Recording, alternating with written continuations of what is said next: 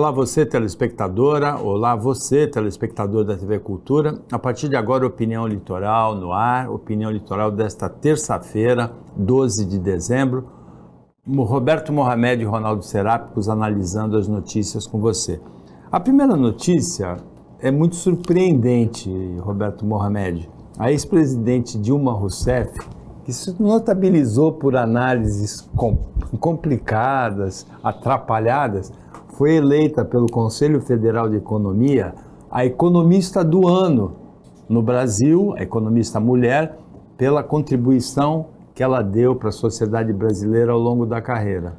Eu acho que tinha que internar o presidente do Conselho Federal de Economia. Ele deve ter problema mental. Não, porque os caras que deram, na verdade, todos eles tinham que ser interditados pelas famílias. Ou então são sem vergonhas, puxa-sacos, querem fazer alguma coisa do gênero, porque é ridículo um prêmio desse. Não me espanta o Conselho Federal de Economia e o sistema Corecon. Na verdade, o Brasil tem umas jabuticabas que já deveriam ter acabado faz tempo no ensino superior. Como eu nunca entendi por que publicidade, jornalismo e relações públicas são cursos separados, quando você podia ter o bacharel em ciências sociais, ciências da comunicação, e aí o profissional faria uma pós-graduação e se especializaria no que quisesse. Assim como terapia ocupacional e fisioterapia, não tem sentido ser dois cursos diferentes. Tinha que ser tudo fisioterapia e você se especializando em terapeuta ocupacional ou fisioterapeuta. São coisas no Brasil que só servem para encher a burra de faculdade e criar esses sistemas de conselhos que são absurdos. E também economia, administração e ciências contábeis. Para mim tinha que ser tudo administração ou ciências econômicas e contábeis. E aí você se especializaria como contador, como analista econômico, como administrador, comércio exterior. Essa seria a forma correta de fazer, com uma pós-graduação de especialização no ano seguinte ao término da faculdade. O opcional, para quem quiser continuar sendo generalista, mas como é na medicina, em que você sai como clínico geral e aí você vai fazer a residência e se especializar a partir daí. Infelizmente só serve para sustentar um sistema de vagabundos, porque só vagabundo que habita esse sistema todo de conselhos federais. É tudo vagabundo, é uma fortuna não fiscalizada, uma roubalheira sem limites, né? Não regulam profissão coisa nenhuma, eles só servem para sugar dinheiro público dos próprios profissionais e não fazem nada por eles. E a gente tinha que acabar com isso. Como eu já defendi aqui várias vezes a questão do paramédico, que infelizmente isso a gente deve ao Conselho Federal de Medicina, que não deixa isso acontecer, em que você poderia ter o fisioterapeuta, o nutricionista, a fono, a enfermeira, o enfermeiro padrão, todas essas profissões da área da saúde, podendo fazer um curso de pós-graduação e se tornar paramédico. Para que é o paramédico? O paramédico é aquele cara que dá o primeiro atendimento nas UTI móveis, no SAMU. Eu acho que a gente precisa começar a modernizar este país a partir da educação superior e acabar com esse circo de profissões liberais que são absurdas e só serve para enriquecer meia dúzia de vagabundo safado que se apropria do dinheiro que a gente contribui. É mais ou menos como um advogado que paga anuidade para depois ter festa de presidente de subseção, conferência da advocacia, encontro da advocacia, e a gente não consegue nem eleger o presidente do Conselho Federal. Eu falei, para isso que esses órgãos servem, para sugar dinheiro que ninguém fiscaliza. Agora, uma das Aí estão dando prêmio para uma idiota que só falava bobagem, que caiu e caiu bem caída, e o Lula quis se livrar dela, mandou ela lá para o Banco do BRICS. Eu quero ver quando acabar o mandato e ela voltar, o que o Lula vai fazer. Uma das explicações para esse título de economista do ano pelo Conselho Federal de Economia é o cargo que a Dilma ocupa, que é o cargo de maior relevância que uma economista brasileira ocupa, a presidência do Banco dos BRICS, com mandato até 2025. Por que não deram o prêmio para o Troirro? Que foi o presidente anterior. Ela é uma das maiores cabeças desse país. Mas é economista mulher, que ela ganhou. Foi a categoria, né? Olha, Paulo, as condecorações... Boa tarde, Paulo. Boa tarde, Roberto, telespectador do Opinião. Essas condecorações no Brasil, em geral, não só dos conselhos, mas em todos os outros meios, você tem associações, você tem o governo que tem várias premiações, tem reconhecimentos, né? Então, títulos de reconhecimento, de mérito, eleições, como o caso da Economista do Ano, eles, há muitos anos, eles se transformaram em indicações políticas. Você usa essas condecorações, esses reconhecimentos, para fazer uma aproximação política, para fazer média, para agradar. Então, acho que você acaba desvalorizando o mérito, que é o que falta ao Brasil, né? Você vê que os países que realmente se desenvolveram, cresceram, se transformaram em grandes potências, eles privilegiam a meritocracia. Você reconhecer aquelas pessoas que têm o mérito, que realmente mereceram, que realmente fizeram alguma coisa diferente, que conseguiram contribuir de alguma forma. Então é evidente que uma pessoa com prestígio, a Dilma mostrou que tem prestígio, pelo menos no atual governo, né?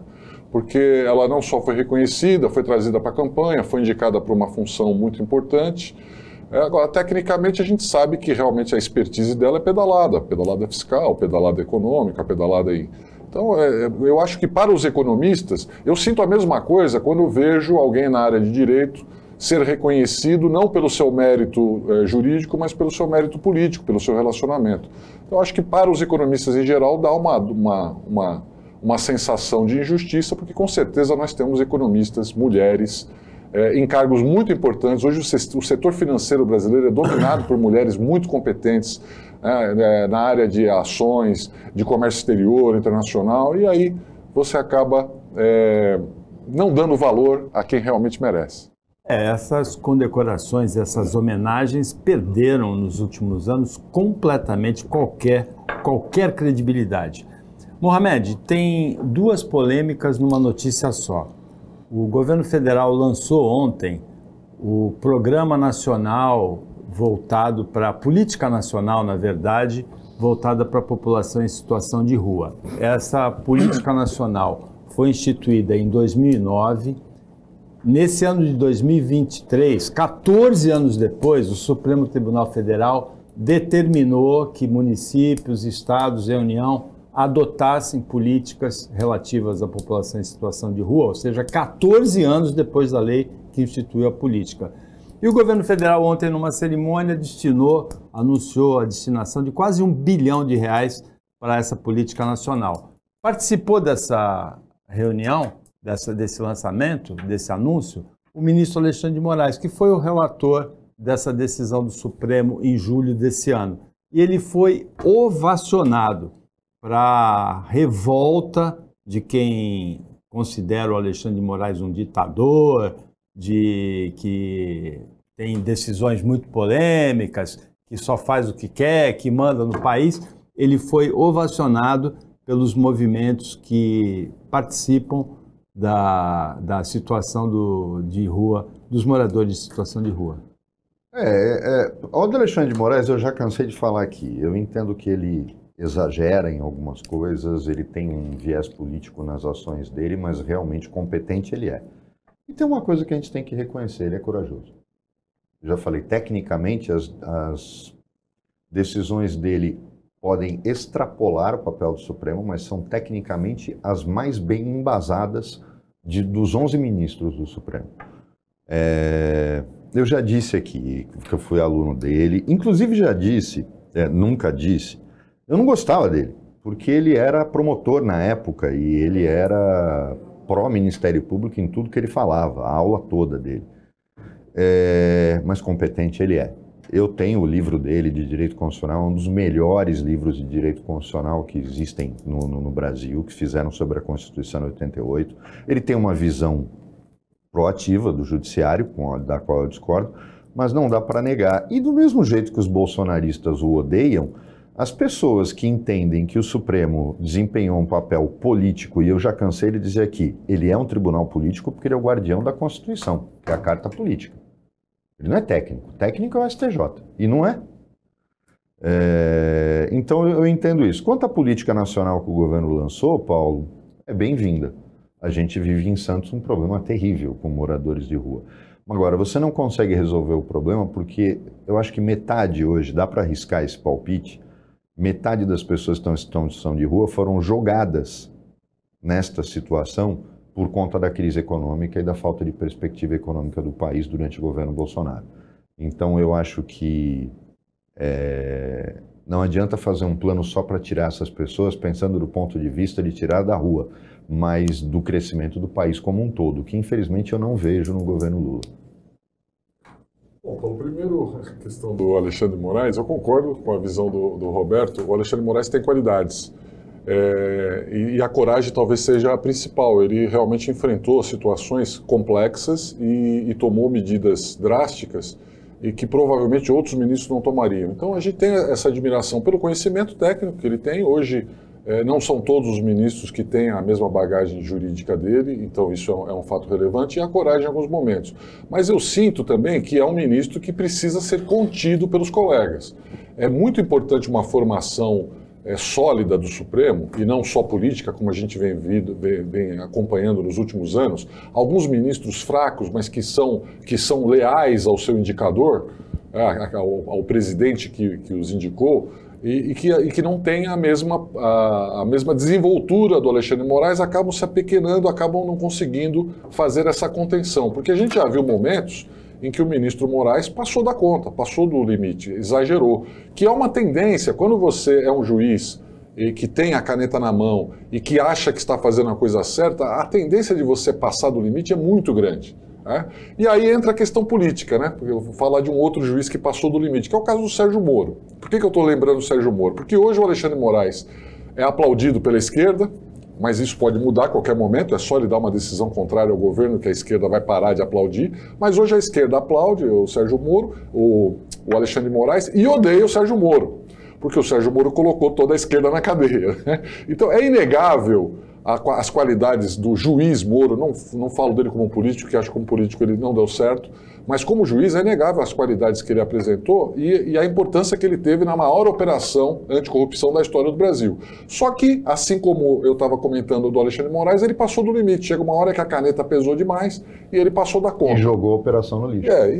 Estragou uma boa parte da reputação da operação. Mas o fato é que a esquerda odeia ele, não é por causa dos abusos, não é por causa da questão técnica, é porque ele prendeu a esquerda.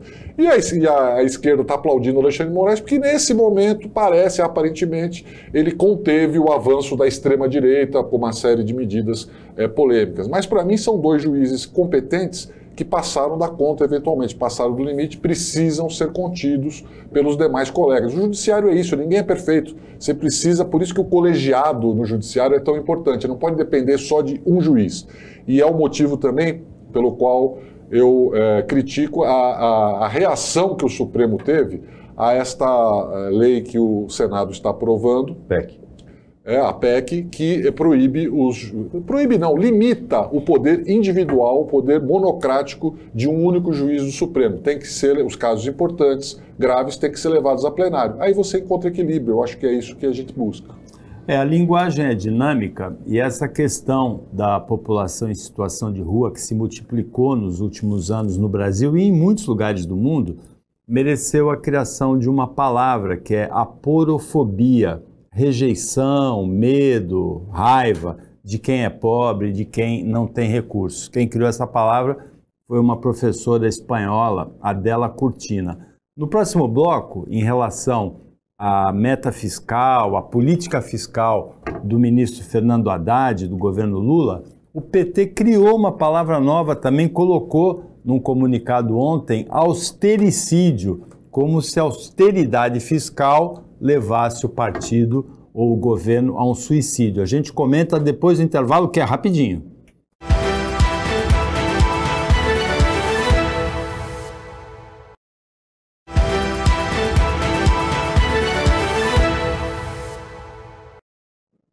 Voltando com a opinião litoral, Ronaldo Serápicos, Roberto Mohamed, nesta terça-feira, comentam, analisam as notícias com você. Mohamed, a gente vai falar de austericídio, mas você está mais ansioso de falar da situação da Guiana com a Venezuela. O presidente da Guiana disse que é inviável, que é inegociável o território de Essequibo, e os Estados Unidos sugeriram uma mediação do Brasil para esse conflito.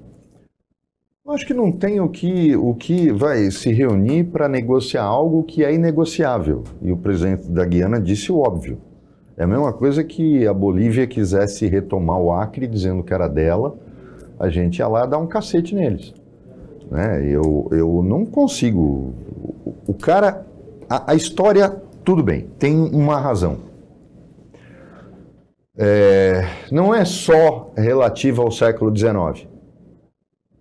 Nós estamos falando de algo recente. Até a década de 60, a Venezuela e a Inglaterra, que era dona das Guianas, da Guiana inglesa, que é essa que se chama Guiana, a holandesa virou Suriname e a Guiana francesa é colônia até hoje, porque francês adora ter colônia. A Inglaterra estava negociando um acordo com a Venezuela e o acordo estava para ser assinado. No momento em que eles iam assinar um acordo devolvendo aproximadamente 30% do território da Guiana para a Venezuela, que era uma parte, metade da região desse Essequibo, a Guiana se tornou independente. É mais ou menos, você está negociando com o proprietário e no final das contas ele vende a empresa e na hora de assinar o novo dono fala, peraí, agora isso aqui é meu. E o acordo parou. Só que nós estamos falando da década de 60. E a Venezuela ficou quieta. Na década de 60 ela podia ter invadido a Guiana, dizendo, olha, eu já tinha feito o acordo, tomou, você é independente daqui para cá, isso aqui é meu. Não fez isso. Teria tido apoio, ninguém ia se importar com aquilo, porque aquela terra era de ninguém, mas ninguém sabia que tinha petróleo, né? Então a Venezuela falou, tá bom, deixa pra lá. Igualzinho o que aconteceu com as Malvinas. E o Maduro está adotando o roteiro Malvinas, o roteiro ditadura argentina. A ditadura estava para cair, tinha perdido completamente o apoio, inclusive dos empresários. Vamos inventar uma guerra, porque guerra une o povo. Foram lá invadir as Malvinas. Em um mês tomaram o cacete e voltaram para casa. E caiu a ditadura. E caiu a ditadura. Então, eu acho que essa história de guerra está acontecendo em Israel a mesma coisa. Né? O Netanyahu adorou o momento que isso tudo aconteceu, porque ele achou que ele poderia se manter no poder. Só que o povo já avisou. A hora que isso aqui acabar, tu tá fora, vai para tua casa, porque ninguém te quer mais aqui. Por corrupção. Por corrupção. Então, eu acho que na Venezuela, não tem dúvida, o Lula é que dançou nessa história toda. Não tem peito porque agora era para o Brasil ter uma atitude rigorosa. O Lula fala de paz o tempo todo e o Maduro querendo invadir um país soberano. Vai negociar o quê? Ele tinha que chegar lá e falar, olha, não vai fazer, e se fizer nós vamos defender a Guiana. Mas ele não pode, porque ele alisou o Maduro e tem mais. Ele foi o fiador do acordo que os Estados Unidos fizeram com a Venezuela com a garantia de eleições livres agora em 2024, que o Maduro não vai fazer. Ele não vai fazer. E agora todas as desculpas que ele queria se formalizaram. Primeiro, ele diz que os Estados Unidos estão provocando, fazendo exercícios militares na Guiana. E os Estados Unidos vão defender a Guiana. Aí ele não vai ter eleições livres, os Estados Unidos vão romper o acordo. Eu acho que dessa vez chegou a hora de entrar lá e tirar o Maduro. Agora, não esqueçam que a Venezuela, todo mundo associa a uma pessoa, não é. O exército da Venezuela tem metade do tamanho do exército brasileiro. Tem 2.000 generais. Nós devemos ter o quê? 300, 200? Não temos isso. Não chega a esse número entre brigada, divisão e exército. A Venezuela tem 2.000 generais. Um exército de 114, 120 mil homens. Isso é inconcebível, são eles que mandam no país. Isso foi construído pelo Chávez. Então, são eles que mandam no país. O Maduro é só a figura visível. E que não manda nada. Quem manda são esses militares. E para sobreviver, eles estão querendo criar uma situação muito parecida com o que foram as Malvinas. Essa é a minha visão. E o Brasil agora tinha que ter o Lula entregar fatura para o Maduro. Ó, eu avalizei o seu acordo com os Estados Unidos. Maduro, fica quieto. Fica quieto, faz a eleição ano que vem e vai morar em Serra Leoa, leva teu dinheiro para lá, tu roubou, leva junto uns 500 ou 1.000 generais contigo e vão morar lá. Vai para a África, porque lá não tem extradição. Agora, sai daqui. Não começa a encher o saco aqui na minha fronteira, porque senão vai ser um desastre social. Além de tudo, imagina, nós estamos falando de Roraima. A bomba vai estourar lá. Por quê? Para quem não conhece o mapa, a Venezuela desce, Roraima entra nessa divisão entre os dois e a selva é muito fechada. As tropas do Maduro teriam que passar por Roraima para poder entrar pelo sul da Guiana. Esse é o grande problema. O Maduro não vai ter, e na minha opinião, não tem peito para entrar, depois que os Estados Unidos botaram tropa ali pronta e dizendo, é a chance que eu queria, meu amigo, entra aqui que eu entro aí. Eu acho que a coisa vai pegar. O Roberto Mohamed tem razão, a Venezuela tem 2.000 generais e o Brasil 360 na ativa. Não, é que talvez o Brasil tivesse mais generais em outras épocas, porque ali tem nitidamente... 5.040 inativos. Nitidamente, você... Na reserva, né? Nós podemos esquecer disso. A Venezuela sofreu um golpe contra o Hugo Chávez, né? Tem até um documentário fantástico da BBC mostrando o cerco ao Palácio do governo, porque os jornalistas da BBC estavam lá dentro e acompanharam o Hugo Chávez tentando não tomar o golpe que não deu certo, era militar, e a partir daí ele passou a ter o apoio do exército e começou, para você ter apoio político, pretendendo se tornar um ditador, você vai nomeando mais apoiadores, né? Ao invés da condecoração, você nomeia o cara general, então você vai tendo gente influente ao seu redor. É por isso que existe um conceito político que a gente chama de cartilha do tirano. Todo mundo que ou já tem uma posição de tirania ou almeja chegar lá, segue um roteirinho, né? Que é desacreditar a eleição, que é tirar a atenção do problema grave que existe em outras áreas do seu governo. Por exemplo, há um problema econômico, vamos arrumar uma guerra. Há um problema social, vamos inventar um benefício, vamos estourar uma inflação, vamos fabricar dinheiro. Então, é uma cartilha que é seguida em vários países do mundo por vários tiranos ou pretendentes a tirano no mundo inteiro. Então foi o que aconteceu na Argentina, na época da Guerra das Malvinas, porque o erro de cálculo ali foi o seguinte, a Inglaterra fica muito longe. Então a gente invade as Malvinas, quando eles chegarem aqui nós já estamos entrincheirados. Ele não esperava que a Margaret Thatcher falasse assim, não, de jeito nenhum, nós vamos já do jeito que tiver, colocou avião em cima de cargueiro, ele não tinha porta-aviões suficientes, mas eles tinham os aviões Sea Harrier que conseguiam decolar na vertical, e foi lá e meteu o pé na porta e falou, não, aqui não, isso aqui é território inglês. O que fez o Maduro agora? Ele falou assim, a Guiana é diferente, a Guiana não é território de nenhuma superpotência, a gente vai criar essa ameaça e eles não têm como se defender. O Brasil não vai entrar nesse rolo, realmente não vamos entrar nesse rolo de jeito nenhum. A única coisa que eu acho que foi sensata das nossas autoridades, né, principalmente do ministro da Defesa, foi falar, pelo Brasil não passam tropas venezuelanas, aqui não entra. Se quiser dar a volta pelo mar, faz o que você quiser, pelo Brasil não vai passar. Mas os americanos perceberam a importância estratégica da região e falaram assim, opa, aqui não. Né? Então nós vamos fazer um exercício e se precisar, a gente coloca um porta-aviões ali do lado. Né? Podemos esquecer que em 4 dias, os norte-americanos colocaram 2 porta-aviões de última geração do lado de Israel. Em 4 dias. Aí na Guiana, que é ali do lado, amigo, eles colocam porta-aviões e acabou a guerra. É uma arma de controle, de expansão de poder bélico que os americanos têm e não dá para enfrentar. Mas existe uma teoria, Paulo, que é de venezuelanos, né, dos opositores do regime lá, que diz o seguinte, que isso tudo, na verdade, é uma conversa mole, que não há nenhuma intenção da Venezuela invadir de verdade, pelo menos militarmente, vai tentar ganhar na mão grande, fazer isso que ele está fazendo, decreto, faz mapa, manda os professores dizer que aquilo ali faz parte da Venezuela e tal, mas que usaria isso como uma forma de tentar anular as eleições que vêm aí pela frente, porque eles fingem que fazem eleições, e está chegando num ponto em que o povo venezuelano vai derrubar esse regime, não vai precisar invadir, Roberto, os americanos não têm que invadir, que aliás eu sou totalmente contra, eu acho que quem tem que derrubar o seu tirano, o seu ditador local, é o seu próprio povo, é a guerra civil se precisar. Nenhum outro Estado tem o poder, tem o direito de invadir um território porque acha que lá tem um ditador. Aconteceu isso no Afeganistão, aconteceu no Iraque e vê o que dá. Até hoje você tem problema nessas regiões porque a invasão não funciona. É o povo venezuelano que tem que derrubar o ditador. E aí talvez ele use isso como uma emergência nacional para, no final, anular as eleições caso ele venha a perder, que é a cartilha do tirano também, né? Você desacredita as eleições, nós fizemos isso aqui, né? A urna eletrônica é falsa, se eu perder a eleição a gente tenta dar um golpe, né? Então é a cartilha do tirano e pode ser que seja essa a intenção do Maduro e não realmente fazer uma invasão de verdade. Depois do intervalo a gente fala do austericídio e fala também do analista da Procuradoria-Geral da República, investigado pela Polícia Federal por lavagem de dinheiro para duas facções criminosas, PCC e Comando Vermelho.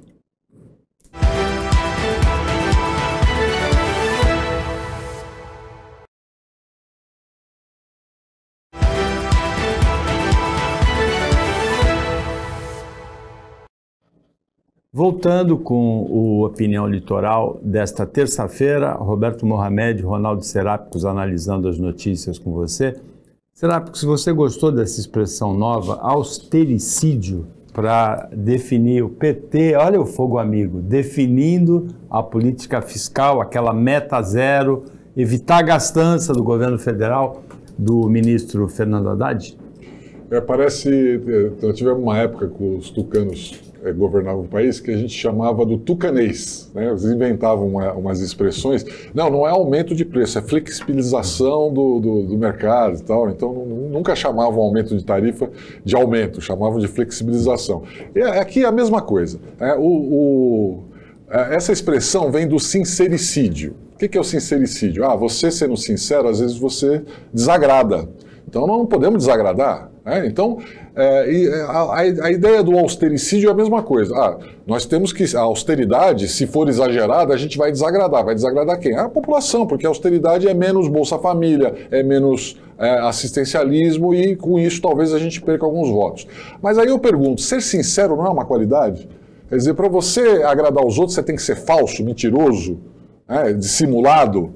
Não, me desculpe, se para eu ser sincero eu vou desagradar alguém, paciência, prefiro ser sincero, né, e eventualmente cometer um sincericídio do que ser falso, ser mentiroso. E a mesma coisa o governo não tem o direito de falar que nós não vamos ter austeridade porque isso é chato para nós, porque isso pode nos prejudicar. O governo tem que ser austero, tem que ter austeridade, tem que conter gastos, tem que aumentar a arrecadação com produção, não com aumento de alíquota.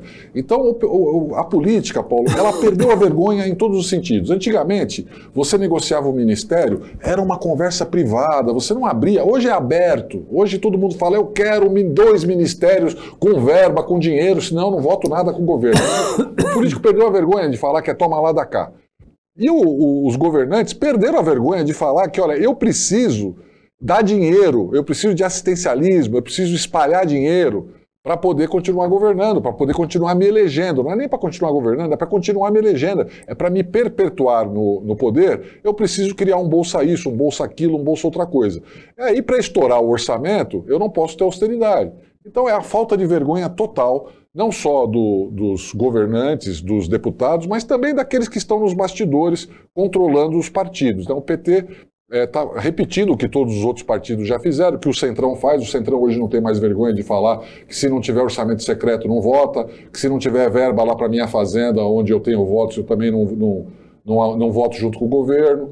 E se eu não me reeleger e tiver vantagens, eu também não apoio esse governo. Então a política agora é isso, é o toma lá da cá. E a próxima eleição, amigos, você pode ter certeza, se eles puderem atropelar a economia para se reeleger, é o que eles vão fazer. Como tentaram fazer da outra vez já, né? A demagogia, o Ronaldo falou da demagogia, eu acho que é bem o que está acontecendo. O Haddad é odiado pelo PT, como é o Cardoso também. Essa turma do PT de baixo nível, né, Luiz Marinho, Gleisi Hoffmann e tal, eles querem mais que o Estado se exploda. Eles têm um projeto de poder, estão com medo de sair depois de 4 anos, e vão fazer o diabo para comprar a gratidão da população mais pobre para se garantir no poder. É o nível dessa turma abaixo nível do PT que combate o Haddad, que está surpreendendo. E está surpreendendo positivamente como ministro da Economia. É um cara equilibrado, como o Cardoso era um cara equilibrado, preparado. Mas a demagogia tomou conta. O Ronaldo falou uma coisa agora que me lembra a notícia que acabou de sair, que a Prefeitura de Praia Grande vai dar 1.000 licenças de ambulantes numa cidade de 350 mil habitantes. Olhem o absurdo. E olhem só, eles provavelmente estão tendo notícias sobre a situação deles para o ano que vem que a gente não tem.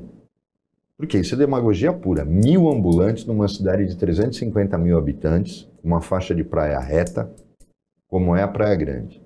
Onde vai enfiar essa gente toda? Prejudica os próprios ambulantes que estão lá. Eu não soube de nenhum caso de ambulante que tenha reclamado que não está dando conta do mercado consumidor. Quer dizer, daqui a pouco vão dar mais licença para táxi, que táxi ninguém quer por causa dos aplicativos, mas você vê que Praia Grande é a cidade que está querendo banir o aplicativo de lá. Então você nota claramente que existe na Praia Grande uma medida tomada para agradar as pessoas que depois vão trazer voto para perpetuar um grupo que está lá no poder há 30 anos. E a forma de concessão disso, né, Roberto? Vai ficar na mão dos vereadores? E vai ser provisória. Ou seja, pode revogar se os caras o ano que vem não apoiarem a Raquel para a reeleição. Eu acho vergonhoso. Isso sim é coisa de cadeia, porque você nota que é máfia que está querendo se manter no poder, o mesmo grupo que está desesperado. Isso é vergonhoso. Eu acho que a gente tinha que ter um pouco mais de controle sobre as ações. Depois falam de ter polícia municipal. Você já pensou com o nível de prefeitos que a gente tem e de vereadores que a gente tem no Brasil, se os prefeitos tivessem uma polícia só para eles? Ainda bem que a Constituição não permite isso. Se na mão de alguns governadores a polícia já vira braço de crime, imaginem se cada prefeito tiver uma polícia para brincar e chamar de sua. Rapaz, eu não tinha pensado nisso. Não sai mais do poder. Eu sempre achei que os municípios deveriam ter alguma forma de você controle, tem que pensar politicamente na questão do nível. Pode nos Estados Unidos, centenas de milhares de milícias. Nos Estados Unidos, onde você tem polícias municipais, eles enfrentam esses problemas. O problema é que lá as instituições são extremamente fortes para combater essas tentativas. Então, quando um prefeito tenta estabelecer um controle absoluto de uma polícia, ele encontra a resistência da própria corporação. Mas aqui não tem. Aqui isso não vai acontecer. Então você imagina um prefeito bandido, a gente sabe, né? Na região tem alguns, uma polícia para chamar de sua. O que ele vai fazer? Ainda bem que a Constituição não permite isso. Todo mundo fala que é panaceia para a segurança pública. Não é. Não é. Porque eu já cansei de falar, a Guarda Municipal vai virar uma PM municipal. O principal, porque eles reclamam, eles prendem e depois a justiça solta. Por quê? Porque a investigação hoje é falha. A Polícia Civil de São Paulo tem uma defasagem, ela está com 40% do efetivo que ela deveria ter. Estão destruindo a Polícia Civil. Não compram equipamento para a Polícia Científica, não renovam o quadro de peritos, não permitem que os delegados tenham condições mínimas de tocar os inquéritos. Os escrivães têm que se desdobrar para fazer isso. Todo mundo mete o pau na Polícia Civil. Mas ela é que garante que a prisão, porque senão o PM enxuga gelo. Se a civil não funcionar, o PM enxuga gelo. E é o que está acontecendo agora. E todo mundo fica pondo a culpa na justiça ou na truculência da polícia militar.